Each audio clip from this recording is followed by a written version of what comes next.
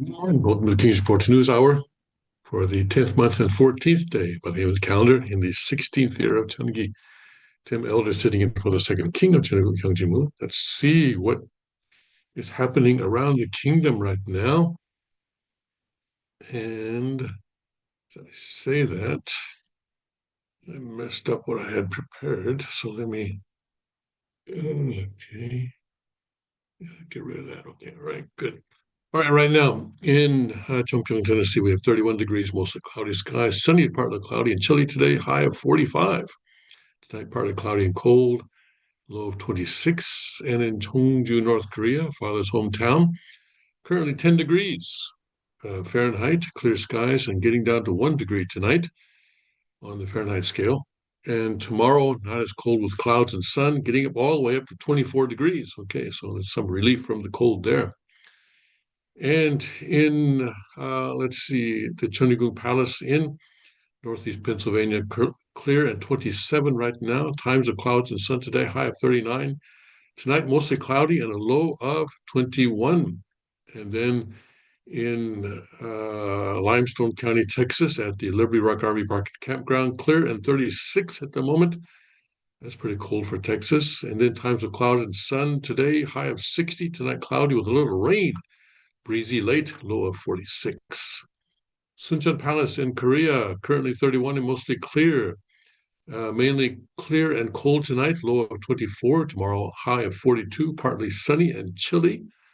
And then at the Gunma Palaces in Japan, mostly cloudy and 47.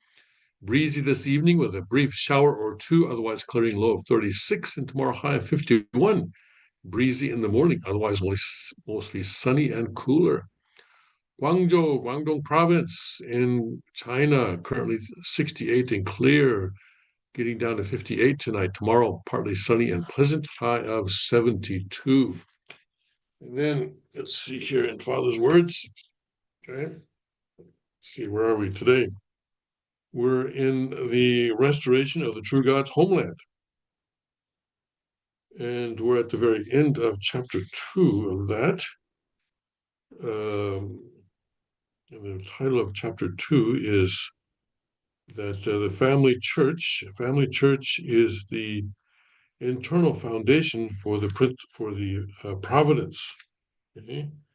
And then let's see here.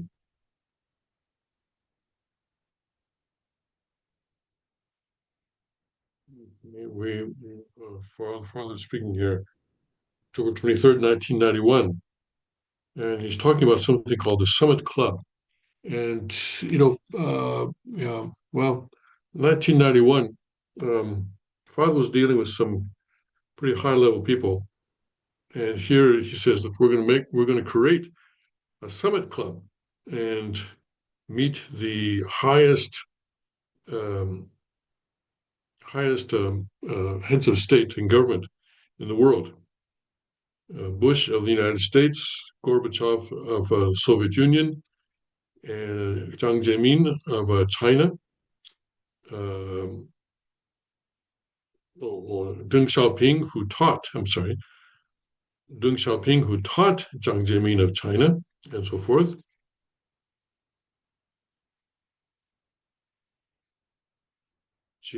전부 다 지금까지 이웃 살림살이 하듯이 고집해같이 해 나왔다는 것입니다.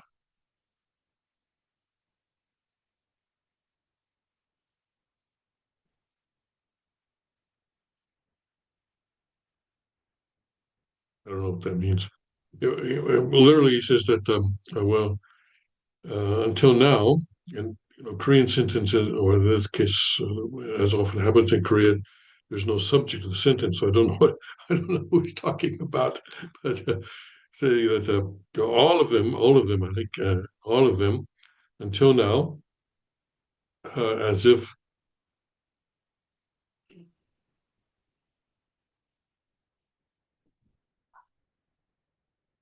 I don't know what he's saying here. You would say, because we have a paragraph from a longer speech. You'd 하듯이. So, as if taking care of their neighbors' livelihood, daily lives. They've been acting like beggars. which makes no sense to me. Okay. Well, anyway, that's so. Anyway, let's just go with the creating the Summit Club, bringing together the highest leaders of the world. Let's go with that today. That is our lesson today.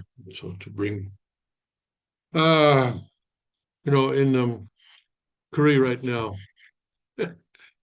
things not going well in terms of dealing with the highest leaders of the land.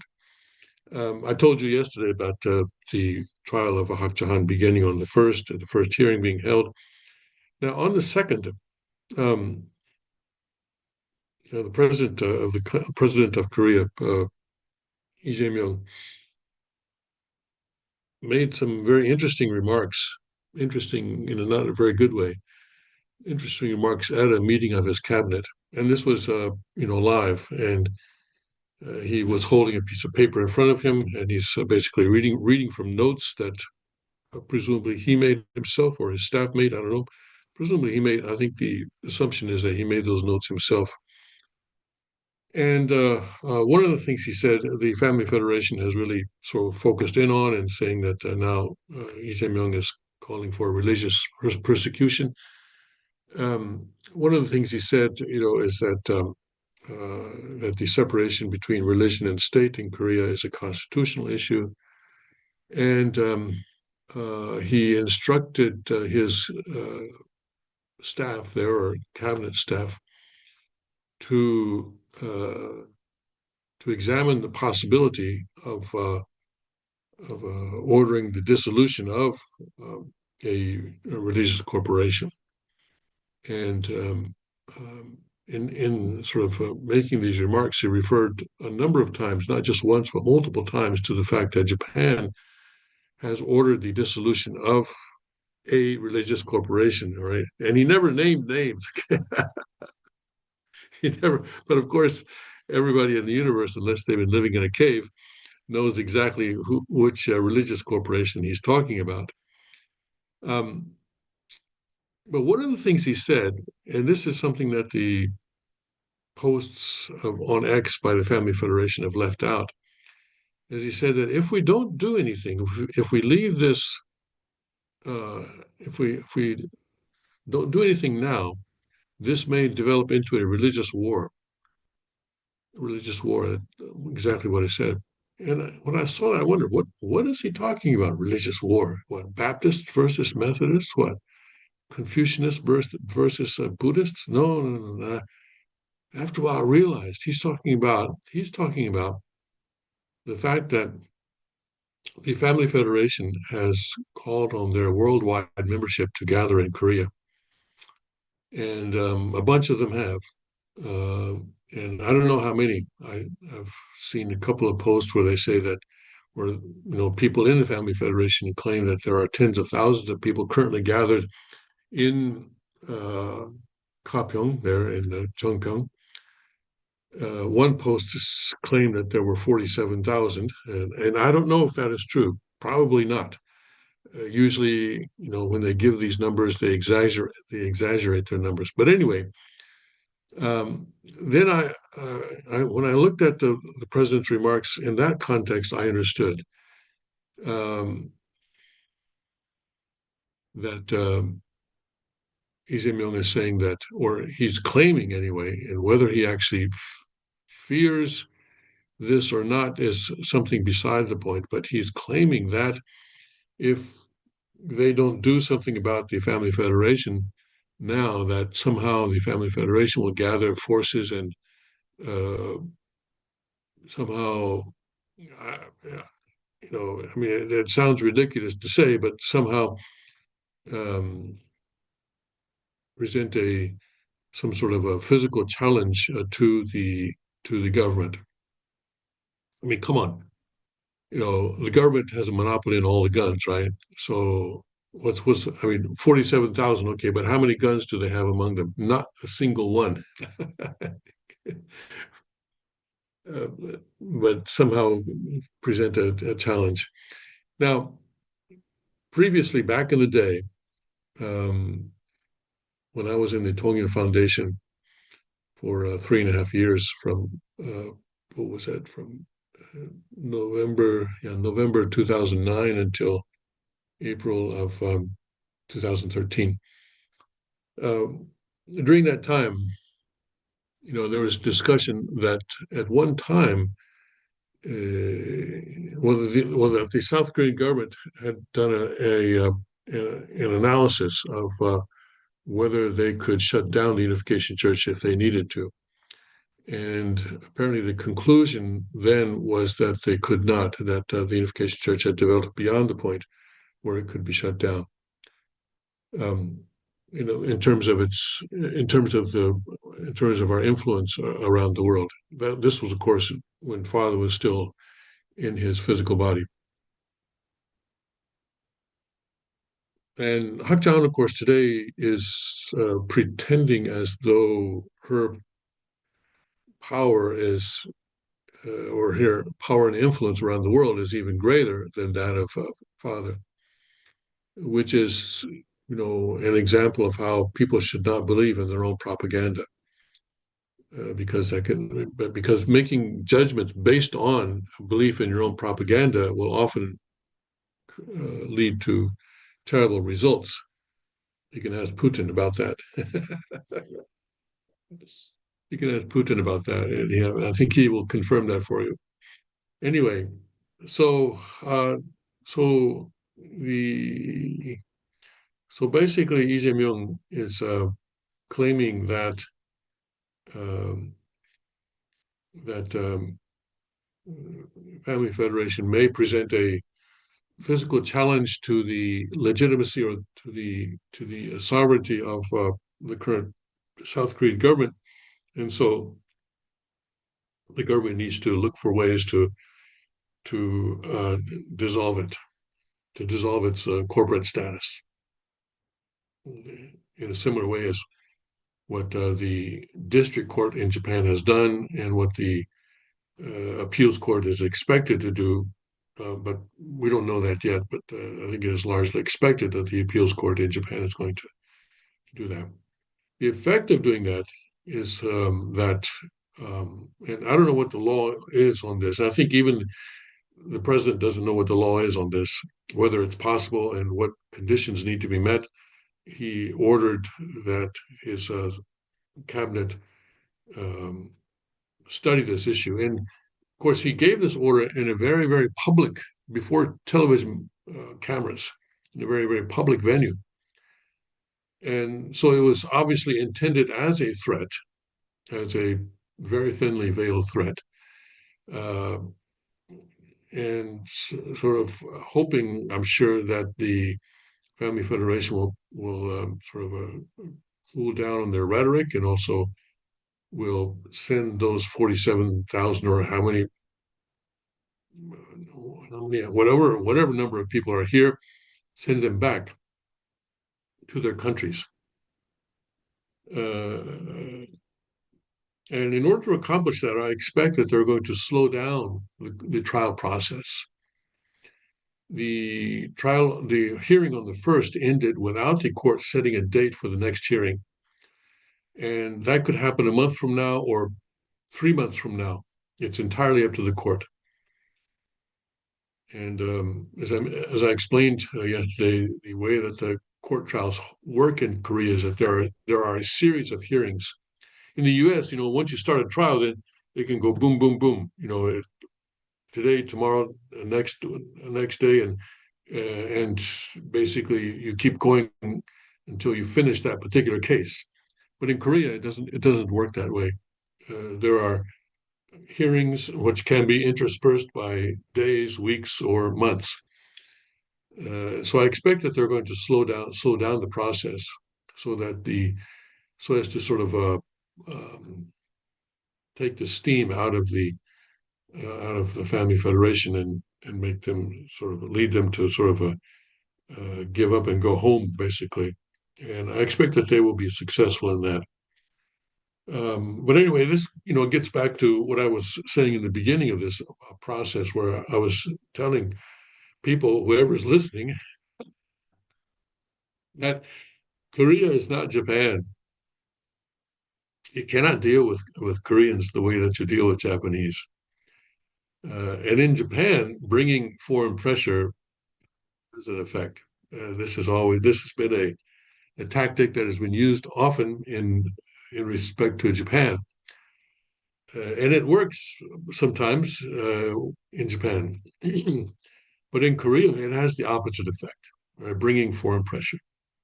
And yet the Family Federation has been focusing on us. They keep getting Newt Gingrich to write op-ed articles, and just recently, he wrote an article that was published, I think, as full-page ads in three major newspapers.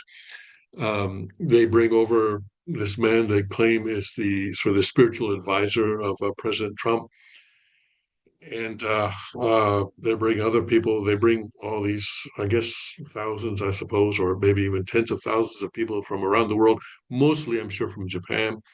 Although I don't know for sure that that is true, but I would imagine that 90% of those people who gathered are from Japan. So they're bringing this foreign pressure, especially Japanese pressure on Korea, and expecting this to have a positive effect on their agenda. And it won't. It'll have the opposite effect. Um, in his remarks, the president referred to the integrity, the sovereignty and integrity of Korea and stuff like that, and that's how people will see it. The average Korean will see it that way. And now the Family Federation or the Han Group, as I prefer to call them, actually, is uh, presenting a challenge to Korea's sovereignty, and the government is justified in shutting them down. That's how people will see it, and that's what the government will do. Of course, the Family Federation is saying, "Oh no, if you let them come after us, then next they'll come after you, and pretty soon all religion will be banned in Korea." And there actually may be truth to that, but but the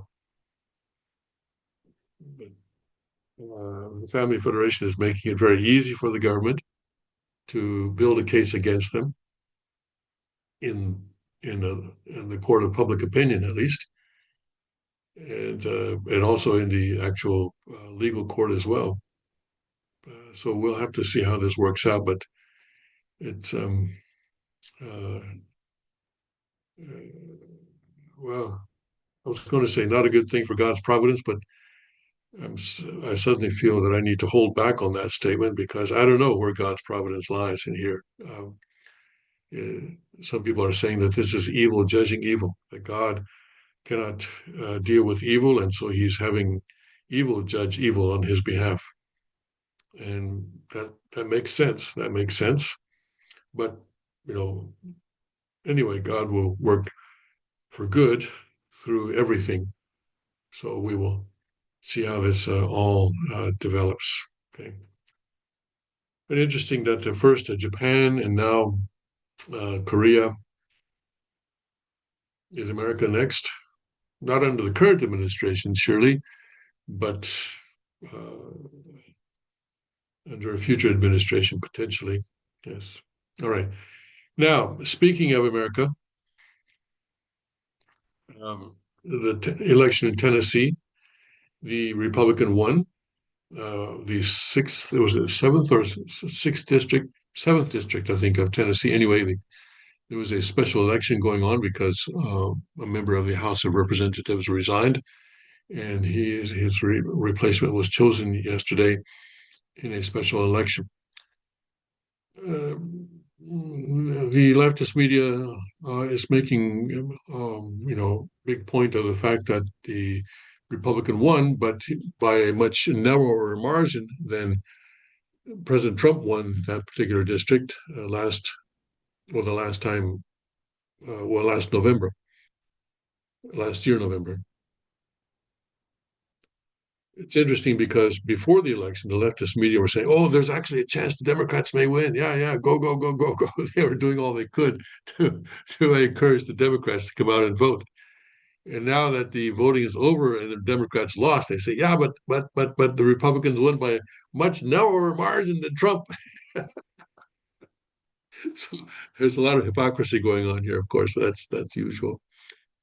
But also, this was a special election, where, as I mentioned yesterday, the turnout is always low. And I was trying to find statistic on what the turnout was. Is it 20%? Is it 25%? And usually in these special elections, the turnout is very low because it's only the very committed people who will come out and vote. I mean, President Trump is not on the ballot. The governor is not on the ballot. The senator is not on the ballot. It's just a House of Representatives, and it's just one office that's up for grabs. So it would be very uncommon, I think, if more than 30% of the people actually came out to vote. So I think we can we can sort of we can, I think, be unwise in trying to project this and try to say, well, this is how this is going to affect next year's midterm elections. However, having said that, it is also true that President Trump's popularity right now, overall, even in the Rasmussen report, in the Rasmussen daily poll, is basically at the lowest point of his current term right now. The most recent figure, or the one that came out yesterday, is 45% of the people support him. So, so President Trump is, for various reasons, very low in the polls right now. I hope that that will improve between now and next November, November of next year. But it's certainly a long time between now and November, and a lot of things can happen, and certainly a lot of things will happen between now and then. All right. So uh, let's look at what some of the people are saying about that election yesterday in Tennessee. President Trump, of course, is celebrating um, the Republican victory. He says that he defeated the AOC of Tennessee in the House special election. This is in the New York Post. Republican Matt Van Epps, held off Democrat Halfton Bain on Tuesday's hotly contested special election for Tennessee's 7th District House seat, giving the GOP a much needed electoral victory to close out a bumpy 2025. With 99% of the expected vote in, Van Epps, a former Army helicopter pilot, endorsed by President Trump, led Bain by 8.9 percentage points, well below the 22-point margin that Trump carried the district by in last year's presidential election. Bain, a 36-year-old state representative, had raised Democrats' hopes for a stunning upset in the conservative stronghold after late polling showed her within striking distance of Van Epps and forced a last-minute surge of campaign from both the president and House Speaker Mike Johnson. And then so there's some photographs there. And congratulations to Matt Van Epps on his big congressional win in the great state of Tennessee, Trump posted on Truth Social. The radical left and Democrats threw everything at him, including millions of dollars. Another great night for the Republican Party. President DJT. Politicians who run from the president or abandon the common sense policies that American people gave us a resounding mandate on do so at their own peril, Van Epps said at his victory party. No matter what the DC insiders or liberal media say, this is President Trump's party. I am proud to be a part of it and can't wait to get to work. Bain defeated Van Epps by a margin of more than 3-1 in deep blue Davidson County, where Nashville is located. But the Republican more than made up the difference in the rest of the district, which includes staunchly Republican counties across central Tennessee. At her own campaign party, Bain, who was dogged by resurfaced comments from a 2020 podcast in which she said, "I hate country music," took to the stage in a Western-style rhinestone suit while singing Dolly Parton's 9 to 5. You know, that the scene uh, in the Blues Brothers, right, where the band goes into a bar uninvited and pretends to be the invited band. And so they asked the bar owner, what kind of music do you play here? And he says, oh, we have both kinds. country, and Western. That's basically Tennessee. You know, if you say you hate country music, then just like the Blues Brothers bands in that movie, you're going to get tomatoes, rotten tomatoes thrown at you. Tonight isn't the end, et cetera, et cetera. Um, but anyway, the DNC chairman said the outcome showed the party is on the offense and Republicans are on the ropes, even though they lost. Okay, uh, so forth and so on. And the Tennessee race took on greater importance after Representative Marjorie Taylor Greene announced last month that she would leave Congress come January. Once Van Epps is sworn in, Republicans will temporarily have 220 House seats, while Democrats will have 213. There are two vacancies in Democrat-controlled districts where special elections will be held in early 2026. So here at the end here, some interesting comments from voters. Um, Bain was branded by Trump as the AOC of Tennessee after she refused to disavow anti-police social media posts from the summer of 2020 and condemned the volunteer state, that's the nickname for Tennessee, as racist in a 2019 op-ed. The Democrats are spending a fortune and we don't want people that want to raise your taxes, Trump said Monday, but Bain said two things above else that bothered me. Number one, she hates Christianity. Number two, she hates country music. Yeah, keep coming back to that. And how can you elect a person like that?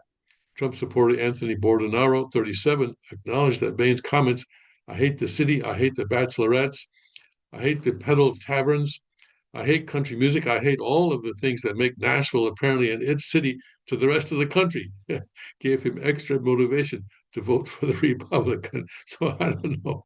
I don't know why the Democrats put up someone like that. I guess they couldn't find anyone else who was willing to be a sacrificial lamb. Not the best thing to say if you try to run for office in Tennessee. It's actually amazing that they came so close. What was it? 8.9%. And I guess that is the effect of all those millions of dollars that they poured into the race. And unfortunately, money does have an effect in American politics. And of course, the Chattanooga Constitution aims to fix that by saying that, okay, well, each member of the House of Representatives will only represent, what is it? I think it was 2,100 population. Isn't that right? Yes, I'm pretty sure that's right. 2,100 population, which shrinks the size of the electorate very small. And of course, it means that the number of representatives in the House is going to be huge. If Chattanooga becomes a worldwide, a global uh, kingdom, then the federal House of Representatives is going to be millions, perhaps even tens of millions. But with online voting and stuff like that, I'm sure, and perhaps even blockchain voting, I'm sure that the technology will make it possible for that to happen. Anyway, so so we have a victory there, or kind of a victory, I would say. Anyway, not a loss, that is for sure. Anyway, it was not a loss, that is for sure. Okay, so that's good. That's good. All right, let's see here. Not a whole lot going on. I think, the Venezuela situation is still what it is. And, well, here, let's go to what Putin is saying about the peace deal that's being offered to him. And uh,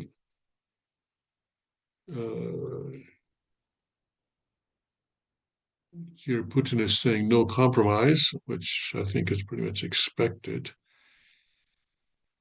Ukraine war live updates. This is on Newsweek. Russia says no compromise peace deal reached, right? So no compromise version of the peace plan to end the war in Ukraine was found during talks between Putin and U.S. envoy Steve Witkoff on Tuesday, the Kremlin said. And I think that's pretty much expected. I don't, and I've been saying that Putin doesn't really seem to feel that has any reason to compromise. Yuri Ushakov, a top Kremlin aide, called the meeting very useful, constructive, and highly substantive, but said a compromise option has not been found, according to the state news agency RIA Novosti. He added that some of the U.S. proposals looked more or less acceptable, but said that some of the wording does not suit us. Um, and here, Ushakov said that the Russian side had expressed a critical and even negative attitude toward several proposals in the plan, and added that the territorial issue is the most important for both Russia and the U.S. Right. So the issue of Crimea remaining under Russian control and the eastern, provinces of Ukraine being ceded to Russia. Uh,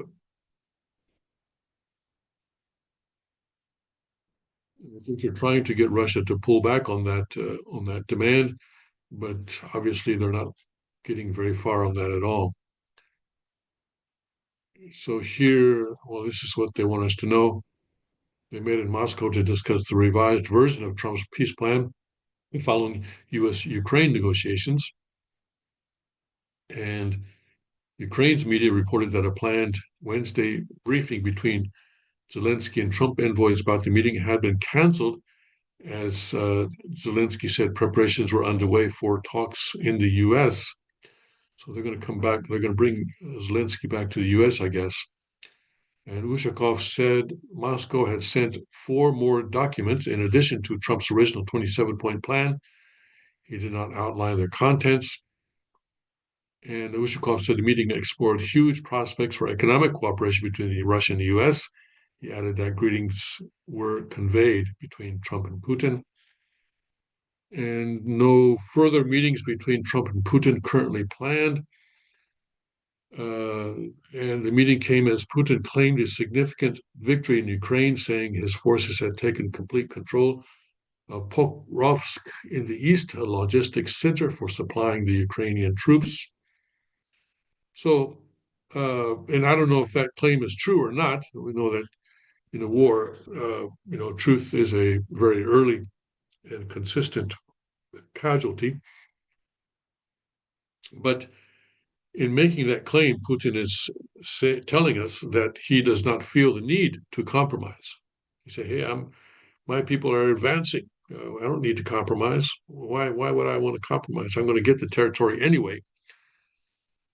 Basically, what he's saying. So anyway, there's no effective progress, I would say, in this situation. Unless somehow they figure out a way to make Putin compromise on the territorial issue, or Zelensky compromise on the territorial issue. There's um, no real progress going on here. Okay. And as I said earlier, I think I'm skeptical of the prospects for peace in Ukraine in the short term. And I think really that either Putin or Zelensky is going to have to basically pass from the stage, as they say. And of course, that can happen in many ways, not just a life-ending situation, but in other ways as well. But I think as long as these two people are in charge of their respective countries, that we're not going to have a peace deal. Right? And eventually, Ukraine's going to have to be on the short end of this deal. Unfortunately, that's just the reality, I think, of the situation. And President Trump is going to have to make that very difficult decision to tell Zelensky, listen, time is up, and I'm sorry, but we've got other situations around the world that we need to deal with. And there was a time in the past when we could have dealt with those situations and your situation as well. But beginning with the Clinton administration, The Democrats have undermined America's ability to fight multiple wars at once, and we just have to choose, and we just have to set priorities. And China is a bigger priority for us than Russia right now. Russia is weakened, and China is not, and we need to focus on China right now. And so we'll come back to you later on. We'll come back to you later on. I promise. But I'm sorry, we're just going to have to abandon you temporarily. And that's the message that Trump is going to have to give to Zelensky at some point. You know, Father makes the point that in a fight, eventually both sides decline, and so you need to when a fight occurs, you need to bring the fight to a close as quickly as possible. And that principle certainly applies here. Applies here. And uh, perhaps people from Ukraine or people who love Ukraine are going to um, object to what I'm saying, but you know the world is a harsh place. The world is it's very harsh, and there are realities in the world, especially in the satanic world that we are living in, and we need to deal with those realities. Okay,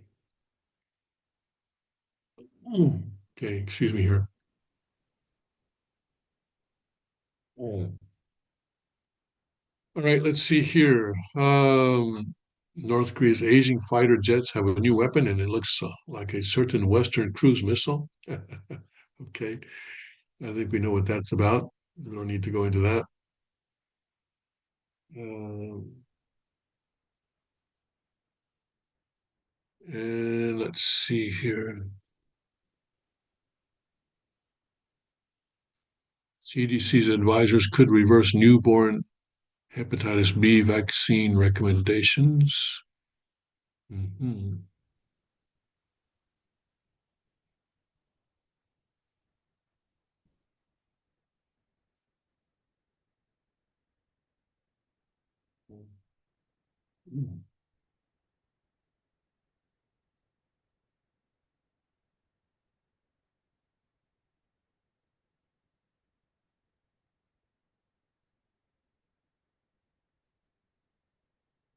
People who keep cash at home all go to the internet to share the moment they regretted everything. Yeah.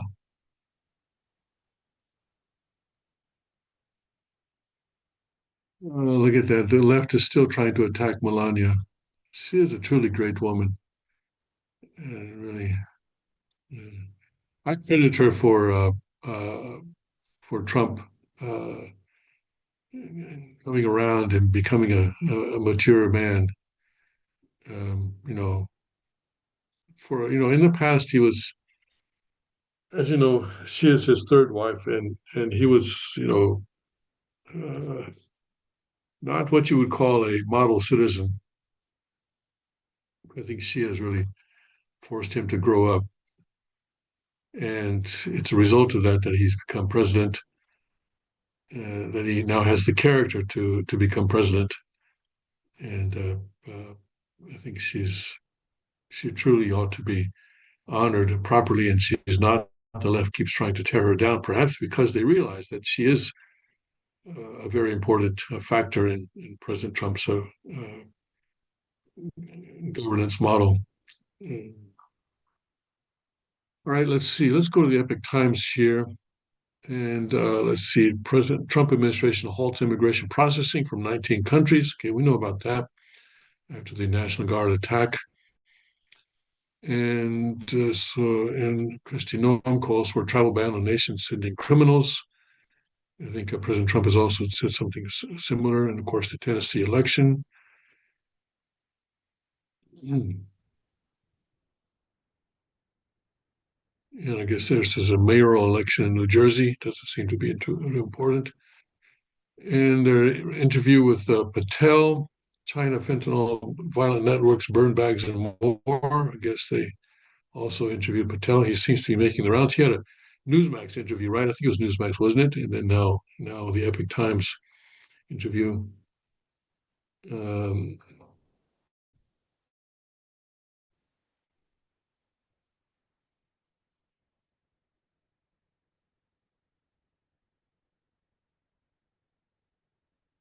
was having a tough time at the FBI, as you would expect, because the FBI really was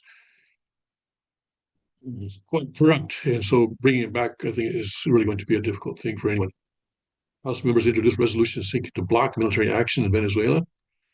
Good luck with that. I don't think it's going to pass.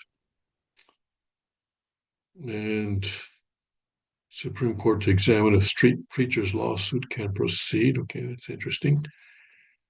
And FBI warns of holiday charity scams targeting donors. And as I've said, there are people in the world whose career it is. This is they make a career out of this. They make a career out of scamming people out of money. And it's quite. I'd like to meet such a person. Maybe in jail or something. Prefer not to meet them in real life. Uh, the agency warns of schemes that solicit donations for groups that do little or no real work for those in need. Right. Um, the FBI warns of possible charity fraud targeting Americans looking to donate during the holiday season. So yeah, so uh, you pick your charities very carefully. Ones that we know, of course. In our case, of course, we always have the church, and then we always have groups that the king is working with, such as what is it, Vets for Child Rescue, for example, is one, and uh, Gun Owners of America, NRA, but still, okay, NRA is there too. But those charities we know. So anyway, ones that you're actually working with, or uh, rather than sort of picking a name out of a hat. So I don't think too many of our people, our Blessed Central families, are going to get caught up in these kinds of situations. Before you donate to causes you care about, research charities to confirm their legitimacy and follow these essential tips from the FBI to safeguard your contributions. Okay. And there's a uh,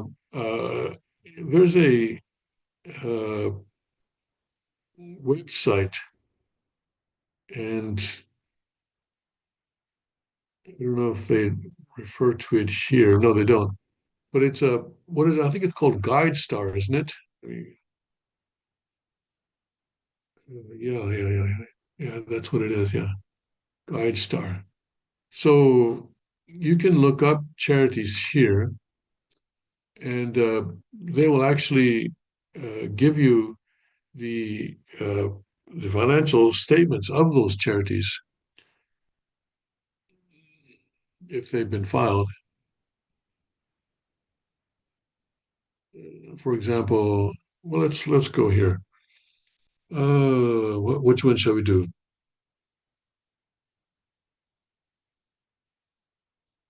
Let's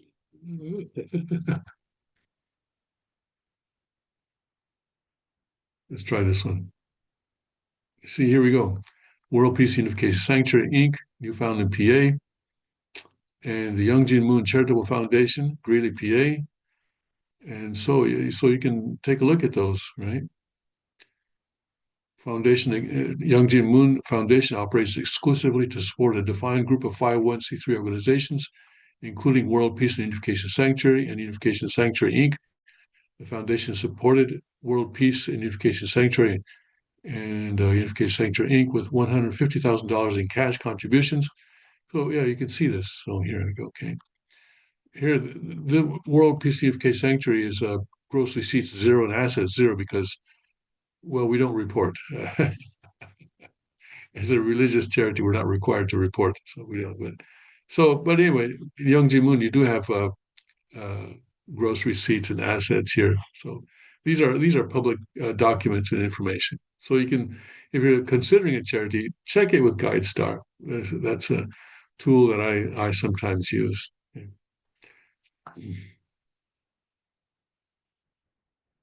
Okay, let's see here. 12 years apart, a mother in Australia, a family still trapped in Beijing's grip. Right, sounds interesting. And Trump praises Australia's retirement fund scheme. All right.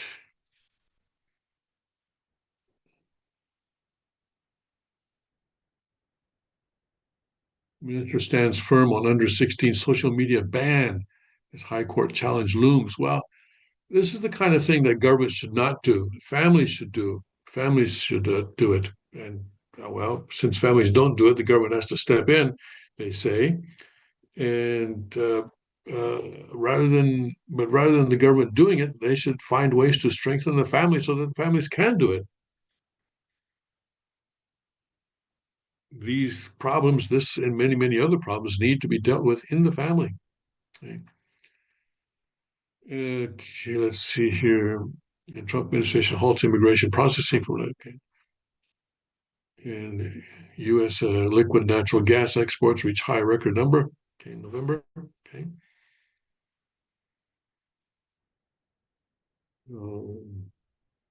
Oh yeah, this is you know, the NATO comments on preemptive strike extremely irresponsible. And I certainly agree with him on that. Okay. And let's see what's going on with Breitbart. I think we can predict what is at the top. Yes, sure enough, Trump endorsed Republican wins special election. Okay. And here,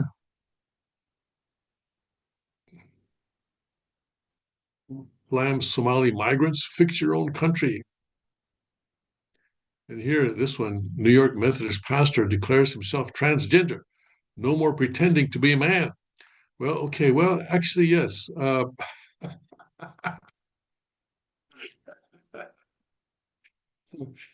laughing because probably, uh, no more pretending to be man is probably an accurate statement. I mean, probably he wasn't much of a man to begin with, but,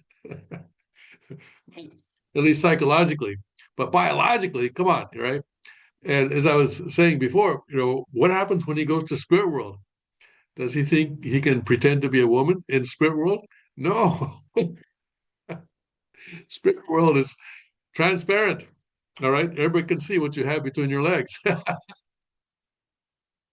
Do people dress in spirit world? I suppose they do. I don't know, actually. But anyway, people can find out very easily. All right. So, oh my goodness. And Methodists, of course, are very unclear on what spirit world is and what goes on there. Um, uh, a 51-year-old Methodist pastor in New York. Well, it took him long enough to figure it out. Oh my goodness. 51 after 51 years, he finally figures it out. Okay. Uh, he was wearing a rainbow stole as he revealed his newfound identity.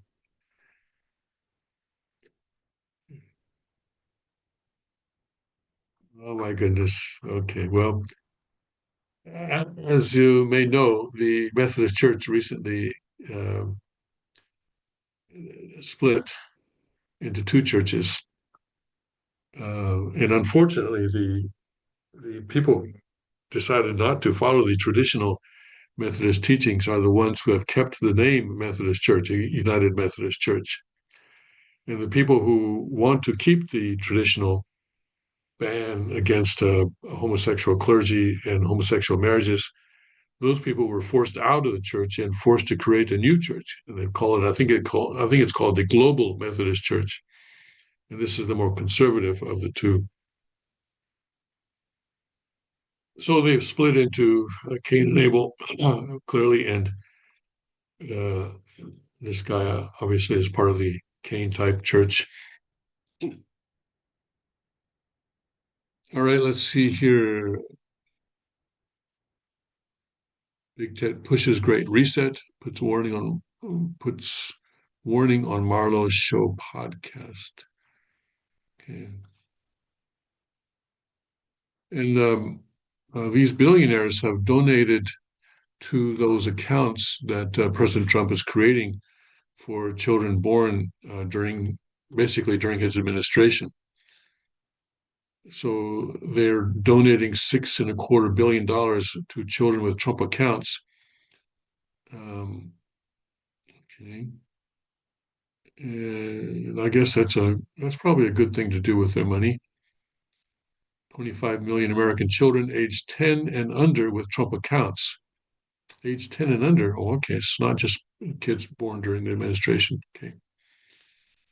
In honor of America's 250th anniversary, the Dills are announcing today that they are giving 25 million American children $250 each to save and to invest in their personal Trump account. Now that's the equivalent of $6.25 billion, the president said. All right. Oh, I have a grandchild who just missed. I think she's 11. But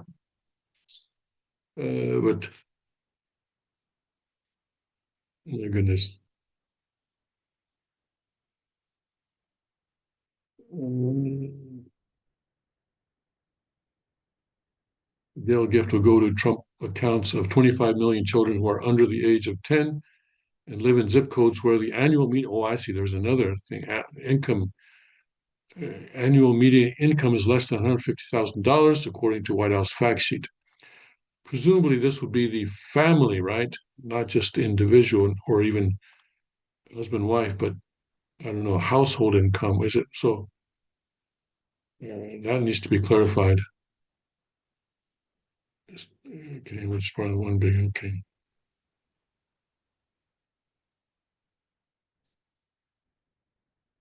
The accounts which are tax advantage savings accounts will become available to all children under 18 with Social Security numbers on July 4th, 2026, and families and other individuals can invest up to $5,000 annually in an account. Those born between 2025 and 2028 will have access to a $1,000 seed investment from the U.S. Treasury. Okay, well, spend it well, kids. Spend it well. Don't withdraw the money and spend it on video games, please, which I'm sure some will.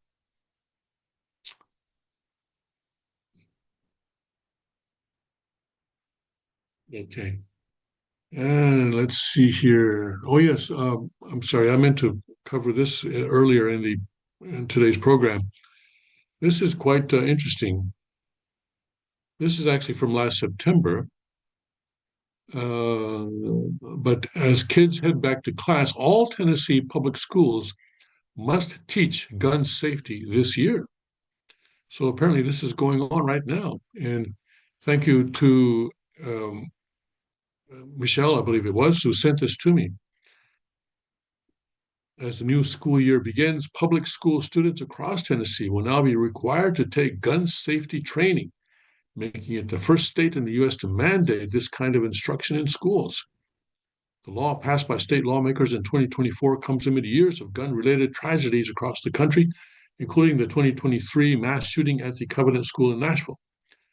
Accidental shootings among children are also a critical crisis, according to the gun safety advocacy group Everytown for Gun Safety. Tennessee ranks third in the nation for unintentional shootings by children. Since 2015, more than 158 children in the state have either shot themselves or others. So we do mandate students are taught about fire safety. Campfires and stuff like that. Matches, don't play with matches, and so forth. We're also mandating that they're taught about severe weather, and currently we're mandating that they have intruder training," said Senator Paul Bailey during debate on the bill in 2024. "We're all concerned about gun violence within our school system. I think it is something that is needed." Yes. So teach children to respect guns, not to fear them. I think this is a critical point. Respect guns. So beginning this academic year, children will learn basic gun safety practices such as what to do if they find a gun, how to notify an adult, and general firearm safety within the school setting. So if you find, if they're at a friend's house, for example, and they find a gun lying around the house, what to do? Pick it up and play with it? No, absolutely not. Go tell an adult, go notify an adult, and probably get out of that house, right? Unless the adult acts very quickly. Call your parents and ask them to come and pick you up. Each school district will determine how to implement the curriculum. Will remain politically neutral, all right? But some educators, advocacy groups have raised concerns how the training will fit into an already crowded school day. uh, yeah, right. So they say, oh, we don't want to teach children how to save their lives. We want to, right.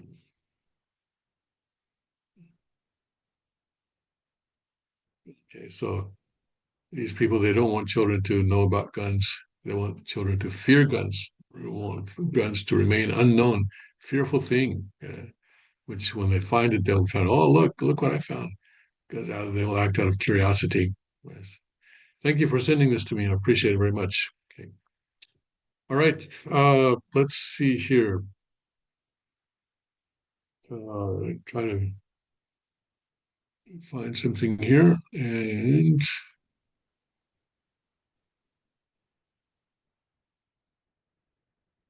uh,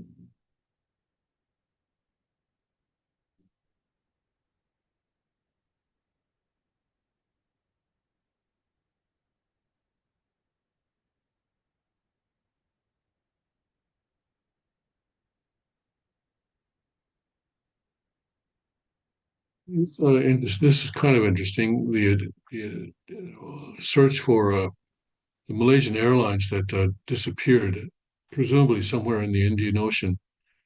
I think this is what we think. Um, where are they searching for it now?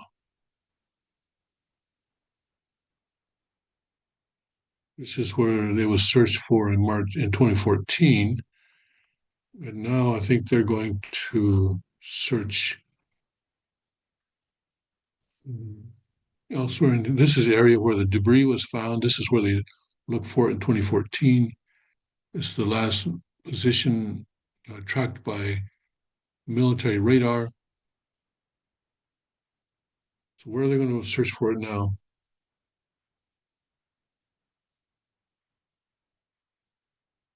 So I guess they think they have some idea of where it is now. Okay. Oh, I wasn't sharing that with you. Okay, let me just share that map with you.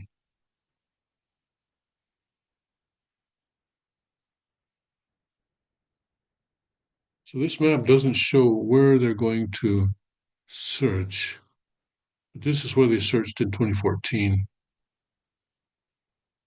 And it's interesting, this incident just points up the fact that we know relatively little about the ocean floor.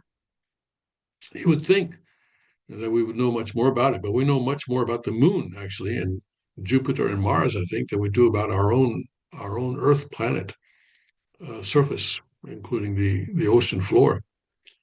And, and we know that the plane is somewhere down there.